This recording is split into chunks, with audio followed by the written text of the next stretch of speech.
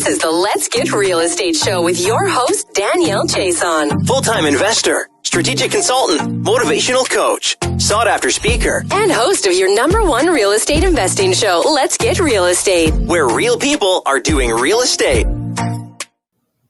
Hey everybody, it's Danielle Chason here with the Let's Get Real Estate podcast, and I want to introduce everyone to Nick Skalkos, our guest today. Whoop, whoop. So excited to have him here. Nick, welcome to the show.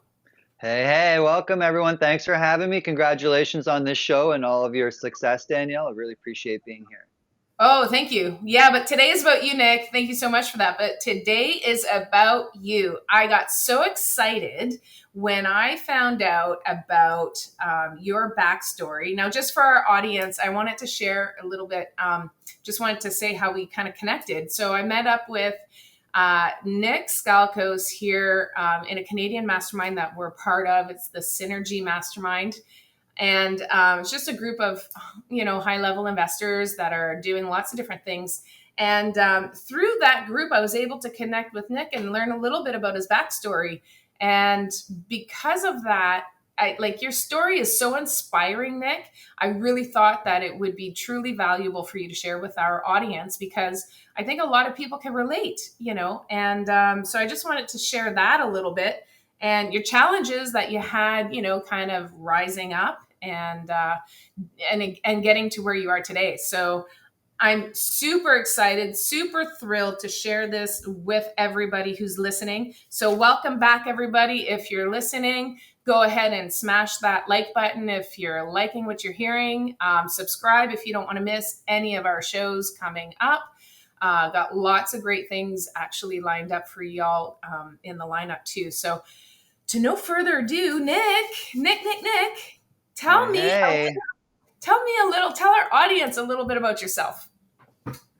Sure. Well, I currently reside in Cambridge, Ontario with my wife of 20 years.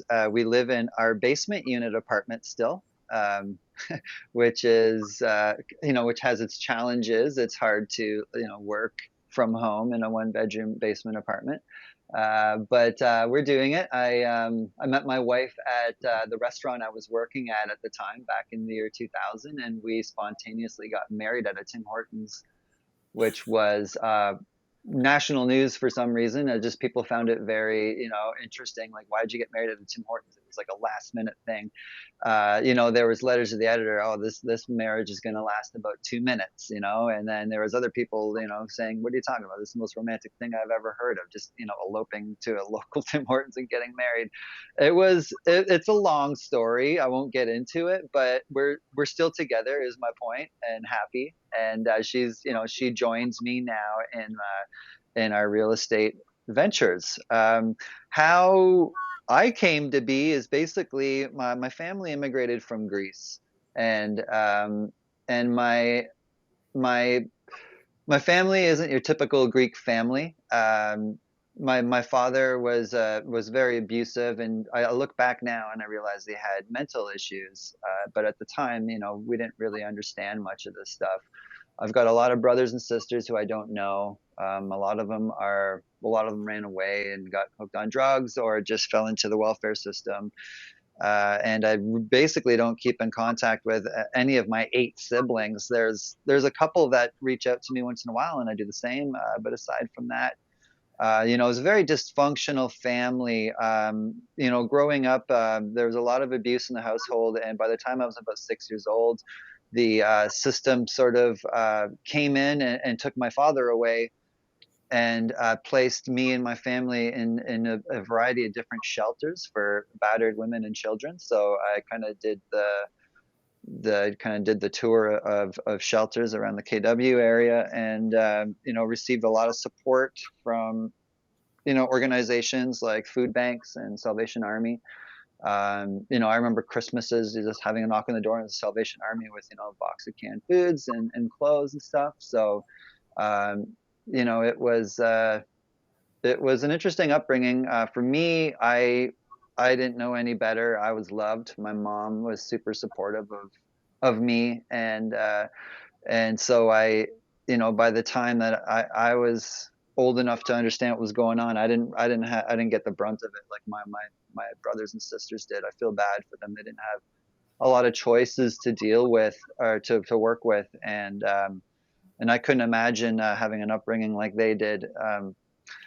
But at any rate, so once we separated my father from my mom, and we were back, you know, living without him, she just poured all her love into me and support. And things were chaotic around the house, but I had an older brother that handed me a pair of drumsticks, and I just immediately knew what to do with them. It was in my soul. I loved music. I loved drumming, and I would just grab pots and pans and pillows and just drum my heart out. And I just sort of, drowned out the noise of the violence and everything else that was happening. And I just fell into a deep obsession with music.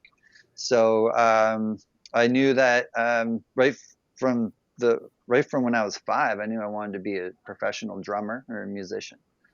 And I pursued my goal of doing that until I succeeded. In high school, I joined many bands, and then I started my own band called The Miniatures, and I thought we were the most amazing thing. And I wanted to be the next U2, and we had shows, and it was awesome, and I thought we were just so great. So then I started you know, uh, mailing my demo tape out to record labels, and I started getting rejection letters like left and right. And it was really heartbreaking. I couldn't get a break. I tried to infiltrate, networks and systems, or I tried to infiltrate, what do you call them? Conferences. They have these like 3-day, music conferences where you can go and meet musicians and learn more, and maybe find out like how to get in, and I was doing that whenever I could.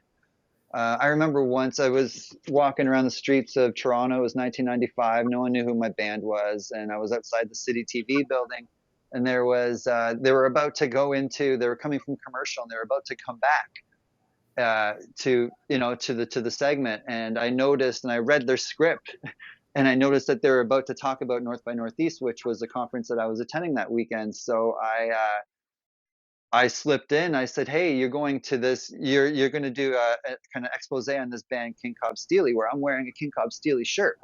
Why doesn't the cameraman focus in on me, and then you can go to the host?" And the host is just like, "Who is this kid?" And the cameraman is just like, "You know what? That's a good idea. Let's do that." So they just zoomed in on me, and then went to the host, and then all my friends at home, and then the band saw it and everything. And they just got back to me. It was like, "Oh my God, I just saw you on TV." But I mean, the reason why I'm sharing this with you is because it was just a little bit of an insight of some of the tactics and things that I would do to get noticed. Some of the hustle that I was doing. I was just, anything I could do. I'd knocked on so many doors, and we played so many shows, and so many people like this, but yet I couldn't get a break. And then finally, after 9 years of having just, been rejected, I found a manager that had a silver tongue, and he loved us. And when he spoke, I was captivated by just his character. It was just, he was a bulldozer, and he loved our music. And then he just was like, who do we need to know to get this to blow up? So we wrote down a list of names of who are the biggest names in the Canadian music industry, the biggest labels. And he got a meeting with them, went into their offices, and just blew all the doors open. And then from then on in, it was a bidding war amongst all the record labels in Canada. It was just a lot of attention, and all of a sudden, here we were in the midst of it. There was record labels fighting over us. So we finally decided to sign with a record label called Maple Music Recordings, which was basically Universal Records. And from there, we went on to release 2 critically acclaimed albums, and we had major success on rock radio stations across Canada over multiple singles, and same with Much Music. They loved us. I remember I was a server at a restaurant for 20 years in Waterloo, and because that's really the only job I could do, is the only job that will allow me to tour and come back. So I remember like trying to get ready for work, and my video was being spun like 5 times, 6 times more than that on Much Music. And I'd go into the car, and our song was being played on every station. I remember going through all my presets, and from when I went to work, when I went from home to work, like I heard my song at least 5 times on 5 different stations. It was crazy. So I'd go into work and I'd serve the table and I'd hear my song on the radio. And I was like, hey, this is my song playing on the radio. To which the customers would respond with, well, if you're on the radio, then what are you doing working here? It's just like, good point. But that's the Canadian music industry. What they do is they fund you through government programs like Factor and Video Fact, which is essentially taxpayers' money that goes into Canadian arts programs. And what this does is it funds music videos. And basically, like in the States, it's different. You got to have hard cash to make a video. In Canada, you can get support, Canadian support. So it's possible to appear as though you're a big artist in Canada, but yet you're not. Like, that's just, it's all about perception, basically. So what they do is the radio is just like, this is the next big thing. These guys are massive. You're not, but people are telling other people that that's the case, and that's the way the Canadian music industry works. So basically, I was knocking on doors for 9 years, getting them slammed in my face, and then finally, boom, we got it. We started touring with all of my favorite bands. All of a sudden, I was meeting people that I was idolizing for years, and I was in their backstage, having drinks with them, sharing the stage with them, playing with them in some cases, and just becoming friends with a lot of these people. And then I started another band called Spirits, and that was amazing. We had some fantastic success in South Africa and the UK. And I toured with like Mel C from the Spice Girls. I got to play with my favorite band, the Pixies, who are highly influential. And after that, I ended up being a studio session drummer. So I started doing a lot of work with, again, bands that I absolutely love. Like I was doing work with Len, and like If You Steal My Sunshine is like one of the greatest songs ever. And all of a sudden, here I am working with them. I got called in to do some work with City and Color, which yielded platinum records. So I can now boast that I'm a platinum recording artist as well. And I started managing bands, and I just had this drive, and it was unexplainable. And I don't know how to share with people like how I got that drive. It was just a mix of, it was just a mix of growing up with having I felt like I had no options. I felt like this was it. I had to do this. This was like, I felt that if I had a plan B, that I wouldn't have given it my all. And I just sort of would have went, well, okay, well, this isn't working. Let's try plan B. But plan B wasn't an option. And I feel that allowed me to persevere and fight like I've never fought before. When we did get signed to Universal, our first video was a flop and nothing was happening. And my manager called me up and didn't know what to do. So I packed some of my bandmates up, and I said, I don't know what we're doing, but we're doing something. So it's raining out right now. I don't care. We're going to Toronto. We're going to walk around the streets. I don't know what we're going to do, but we're just going to do something. And we went to Toronto. I had posters. I started talking to people.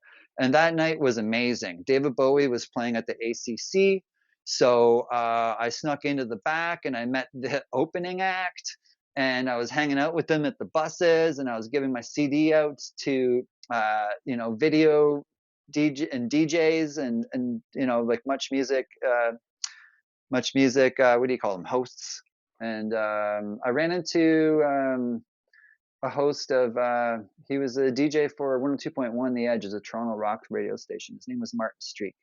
Fortunately, he's passed away since, but I met him.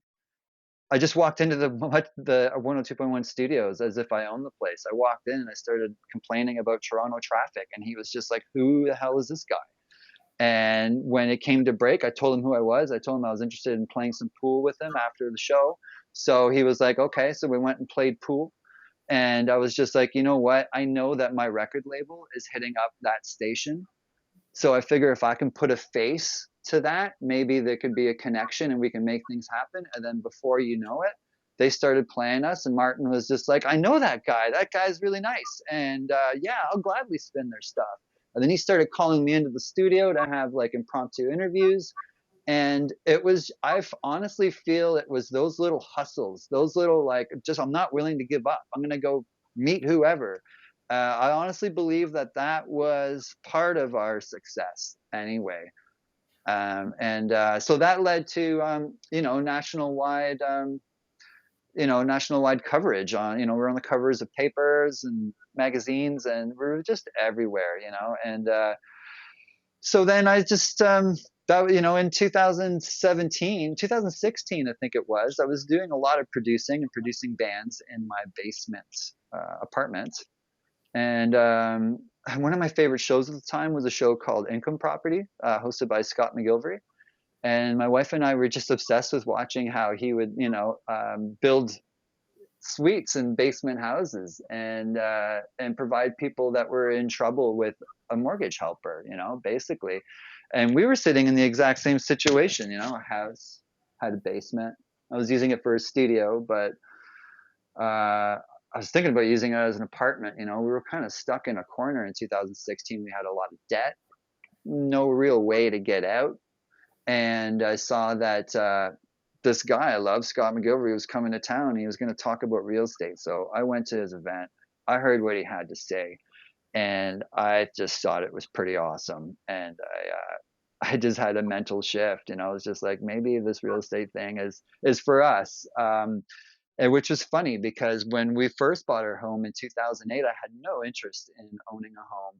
I hated being at the bank. I didn't want to talk about mortgages. I wasn't interested in mortgages or anything. It was my wife, as usual, that, guided me into the right decision. I think everything that is good in my life came from Sarah, probably, the decision to buy a house, the decision to, the decision to invest in real estate, the decision to eat a whole food plant-based diet. And everything was just like, yeah, this is all really good for us. So now when she makes a decision on our behalf, I'm sort of inclined to follow suit and take her advice on that. But when sitting in this, when we're sitting in this room listening to Mr. McGilvery speak, I was fine with my life. I had a pretty awesome life, really. I mean, it was great. There was nothing I felt I really needed to change, although there was. I just didn't know it.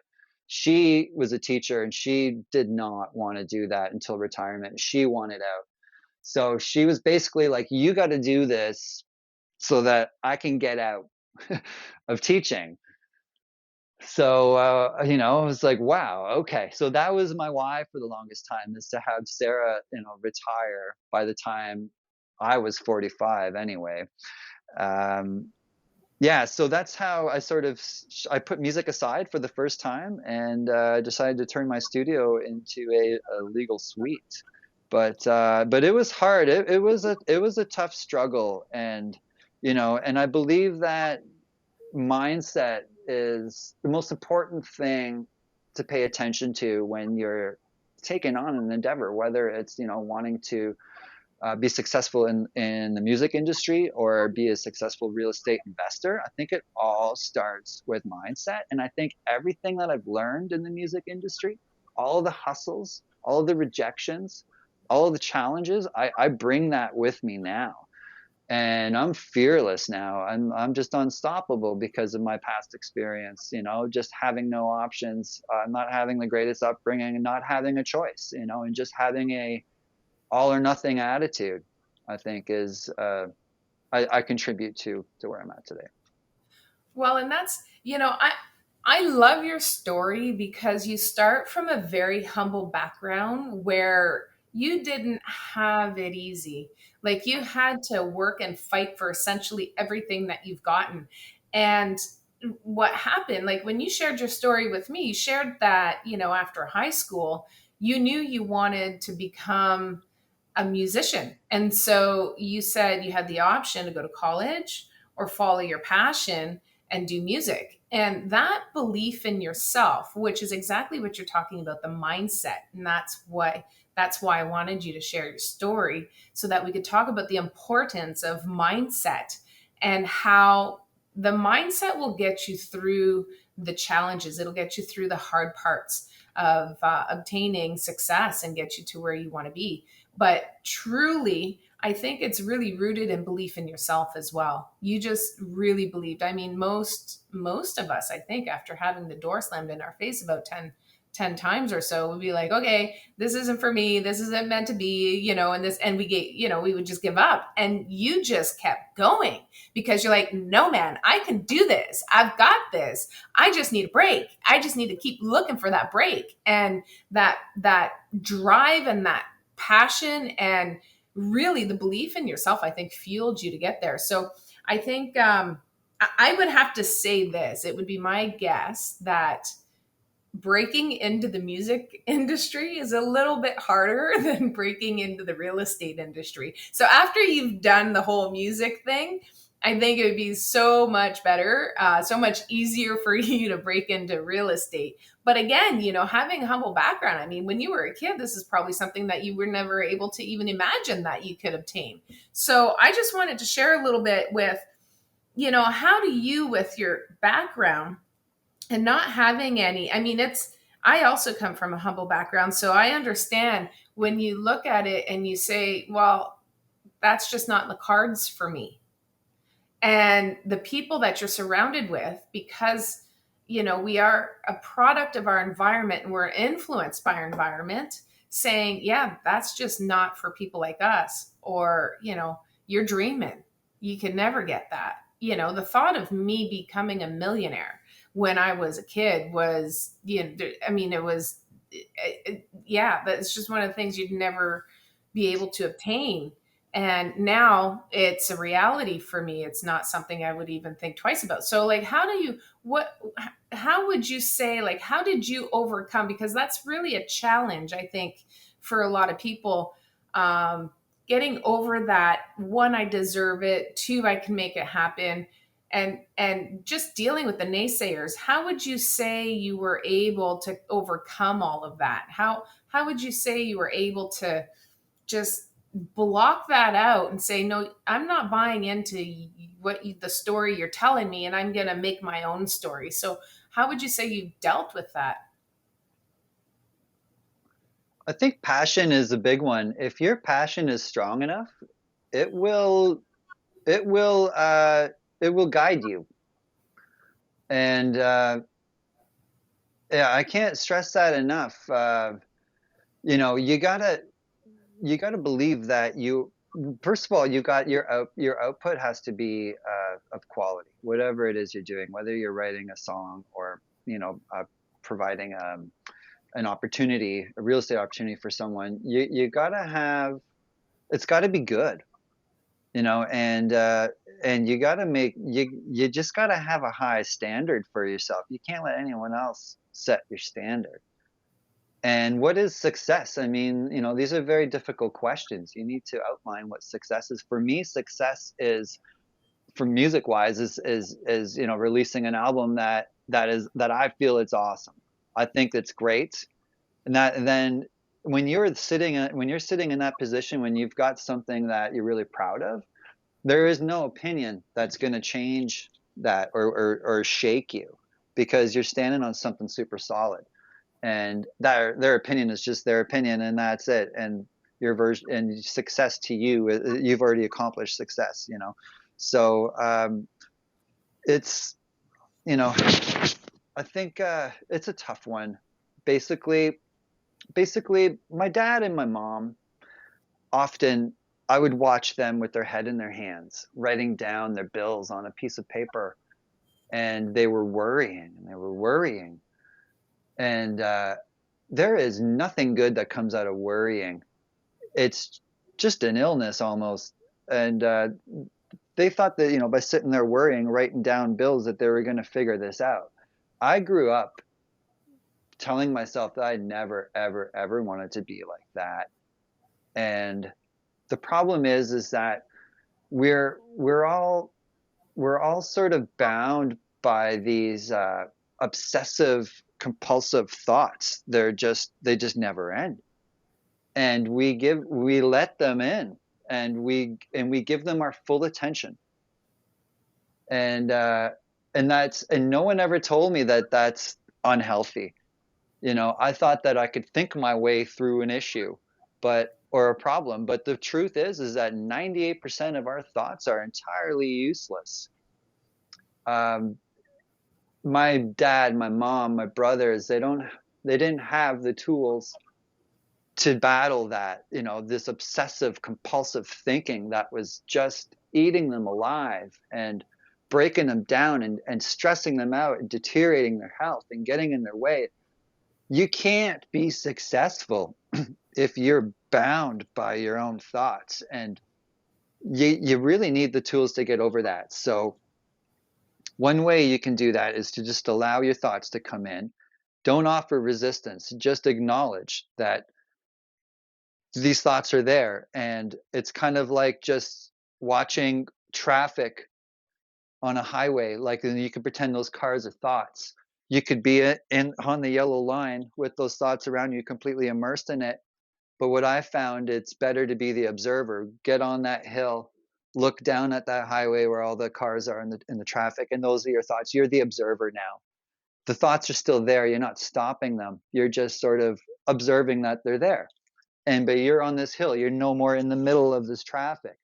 Now you're in a position to do something with yourself, and you could take that. You're in the present moment, and in the present moment is where the magic happens. That's where life is. Like, what time is it? It's now. That's what time it is. And these are the tools that I wish my father had. I wish my mother had, and I just can't express how important that is to have. I think what you're saying as far as being present is so powerful, because ultimately all of those thoughts that you're describing are, and I love your analogy, because I'm gonna dovetail on that a little bit. Because those thoughts, when you jump in the car of that thought, it's taking you somewhere and you're not in control. And so if you can be present and then just let those thoughts, because those thoughts are typically all things that are going to either happen in the future or things that have happened in the past. And so anxiety is something that can, thoughts, that anxiety is created by thoughts of things that could happen in the future.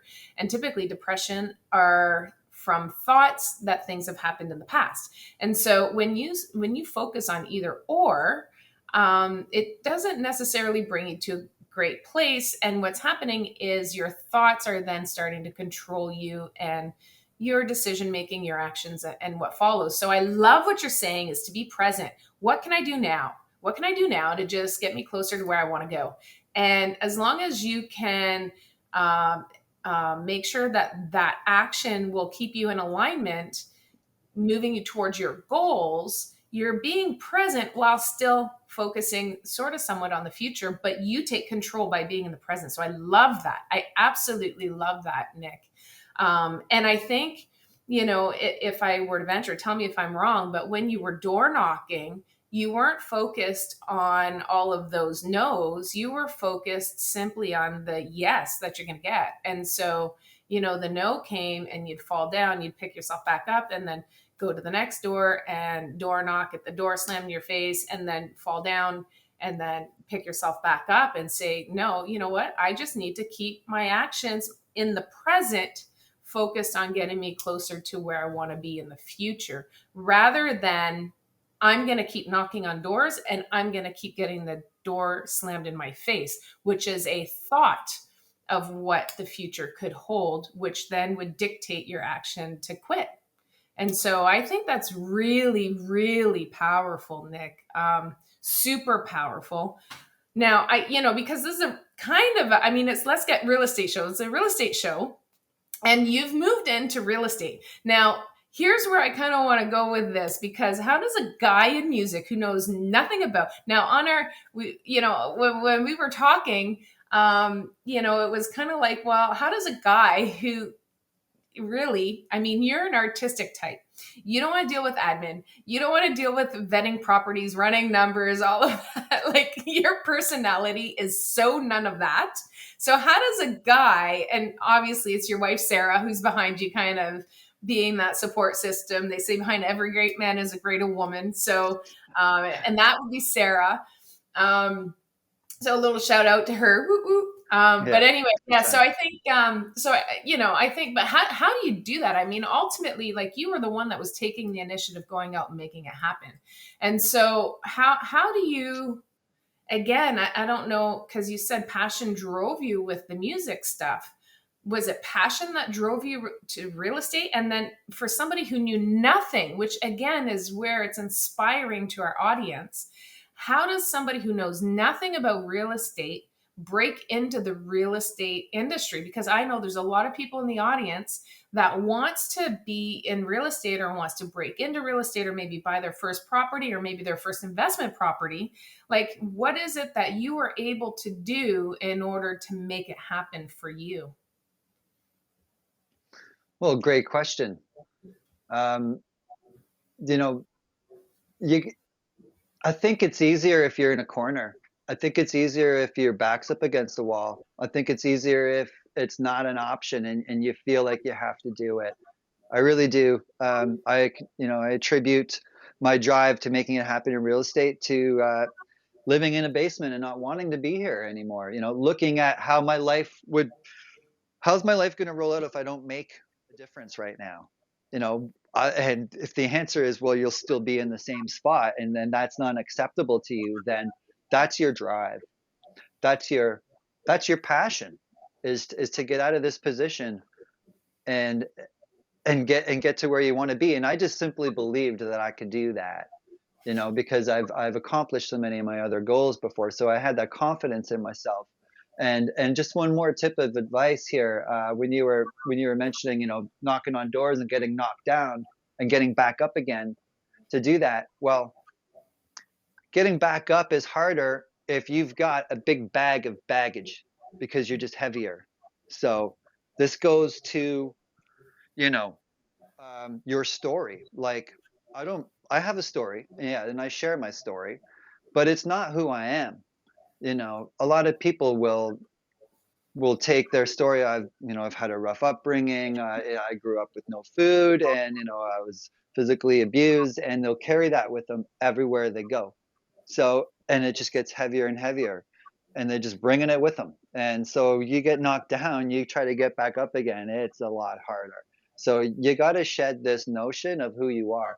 If someone was to tell me, like, you don't know who you are, I would respond with a thank you, because that's my answer. I don't know who I am. And anyone who tells me that they do know who they are, that's just a mental construct that you're creating, a facade, really, of like, this is my story and this is who I am. And you're bringing this with you everywhere. And so that's it. You can't do that. So shed that, be the present moment, just be you. You're not your past, you're just yourself. This way, when you get knocked down, you can get back up again real easy.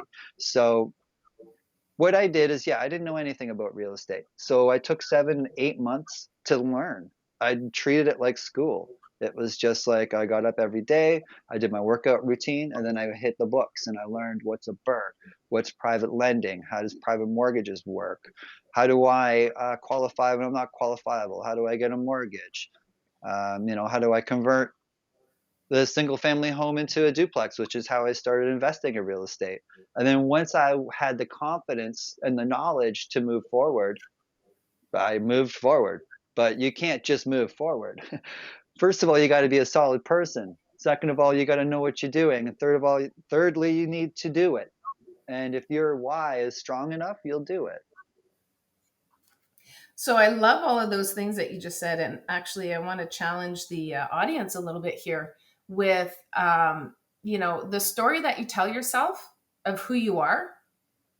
Explore that a little bit, because a lot of times we paint a picture of ourselves that is not congruent with who we are or who we ultimately want to be. And so I think it's really important to explore that and not be scared. There's no right or wrong answer. So don't be scared about what you might discover, because if you do see something that you don't necessarily like or agree with, then that is the first, like, that awareness is the first step to making a change, to make it, to evolve and to become a better version of yourself. So I love that.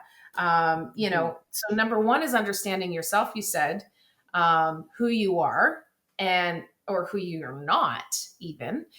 Number two, you said, is get the tools, the education in order to be able to do what you need to know what you need to know in order to, number three, implement. And I think that's the part too a lot of people miss. They get that education, but then they're too scared to implement. And I think that's where the passion and the belief in yourself comes into play, where believe that I know, and tune out all of those naysayers and start putting what you've learned to work. And so I just want to thank you, Nick, for sharing your story. And I think a lot of people are going to be able to identify with the challenges that you had. And I just commend you for not letting that define you, who you are as a person, and allowing it to be your story, which is very, very different. If people wanted to That's connect, exactly what I'm talking about.